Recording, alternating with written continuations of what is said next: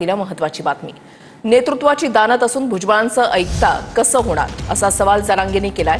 भुजबळ सगळ्या ओबीसींचा मुकादम आहेत असं जरांगेंनी म्हटलंय. माझ्या मराठ्यांच्या नादी लागला तर सोडणार नाही असा इशारा जरांगेंनी दिलाय. आमच्या नादी लागला तर आयुष्यभराचा पश्चाताप होईल या शब्दात जरांगेंनी इशारा दिलाय. तुमची पुढची काय भूमिका असेल? आंदोलन तुम्ही उभारणार आहात असं जाहीर केलं होतं. कधीपर्यंत जर मदत नाही मिळाली तर आंदोलन करणार आहात? मी सगळ्यांना सांगणार, तुम्ही या तारखेला अंतर्वालीत या, आपण अगोदर बसून ठरवू या विषयावरती, किंवा तुम्ही सांगा या विषयावरती लढा उभा करायचा. याच पद्धतीनं पुन्हा बदल नाही करायचा त्याच्यात. मग मी लावून धरतो आणि मग त्याच्यानंतर महाराष्ट्रातली बैठक लावणार आहे. तर आंदोलनाची तारीख डिक्लेअर करणार. 3 टप्प्यात ते 5-5 कोटी 10-10 कोटी 20 हजारो कोटीच्या प्रॉपर्टी आहेत त्यांच्या. हजारो कोटीच्या प्रॉपर्टी आहेत. आपण त्यांचंच बघत बसणार आणि आपले उद्ध्वस्त झाले इकडं. लाडक्या बहिणीला, लाडक्या शेतकऱ्याला, लाडक्या दाजीला आता न्याय देऊस तर मागं सरकायचं नाही. पण सगळ्यांना सांगतो एकच, याच्यात कुणीच राजकारण आणायचं नाही. शेतकरी म्हणून इतकं तुटून पडायचं, कारण असं आहे ते आंदोलन पुन्हा नाही होणार. मग देश हादरला पाहिजे, पुरा देश.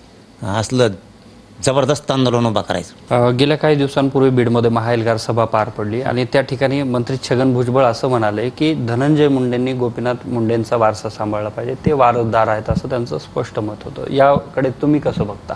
आपल्याला काय करायचं त्यांचं? ते भाऊ आहेत ना ओबीसी सगळे. आपल्याला काय करायचं त्यांचं? त्यांच्या भावानं ठरविलं असं. मुकादम ती आहे सध्या सगळ्या ओबीसीचा. ते बुळबुळ गाड्या माहिती आहे का तुम्हाला? बुळबुळ गाड्याचा मुकादम येतो. मग आता हे बुळबुळ गाड्या जमा केल्या सगळ्या त्यांनी, तो मुकादम ते सांगा तसंच म्हणते. ते म्हणते ते जे ठरते तेच फायनल म्हणलेच ना ते व्यासपीठात. अरे स्वतः दानत आहे तुमच्यात नेतृत्व करण्याची.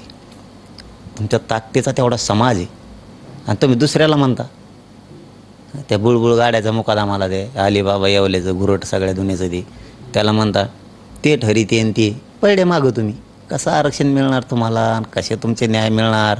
याच्याकडे सगळे रक्ताने हात भरलेले लोक आहेत. चुट्टे चाट्टे सगळे जमा केलेत. ते ज्ञान शिकणार की